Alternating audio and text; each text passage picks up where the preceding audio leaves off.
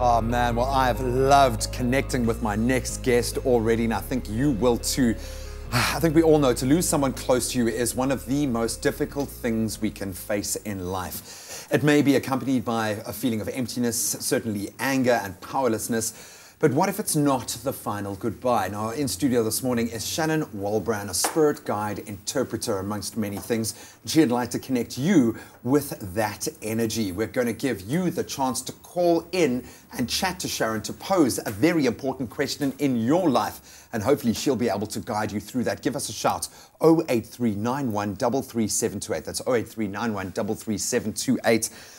Shannon, thank you so much. Awesome to connect with you already. We are obviously dealing with very tricky subject matter, and I think the care that we've taken already kind of highlights that. If I can ask you, just explain what it is that you do in your own words. So I don't actually connect with deceased or past relatives. I connect with our angels, who I believe are sent by God to sustain us in times, as you say, of trouble and despair.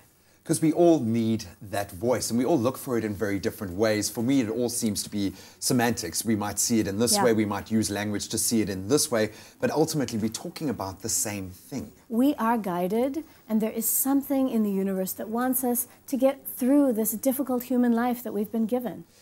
And I'm desperate now to actually go through this process myself. What brought about this calling? Can I call it a calling in your life? Thank you. So ever since I was a child, I was that hypersensitive crybaby of a kid on the playground who was always going, "Mommy, mommy." And then I realized that my sensitivity was actually an ability to feel other people's paths, symptoms, and needs. Does it help you in your own life? Do My you life find is good. that? Yeah. You know, and the halo just gave it away a little bit there, but you do really pump out a very positive energy. Was there a moment where you just helped someone and you just thought, okay, this is what I need to be doing for the rest of my life? Did you gradually build up to it? No, it was a big shock. I was meditating in the desert in Egypt, in the Sinai, Nochal, and I heard an outside voice that said, now it's time for you to help other people. Oh man, I For love real. that. And this morning you're going to hopefully help me and you're going to help our viewers. And this morning we're going to ask you to pose a question to Sharon. Just give us a shout. Have that question, shall I question, a deep question in your mind.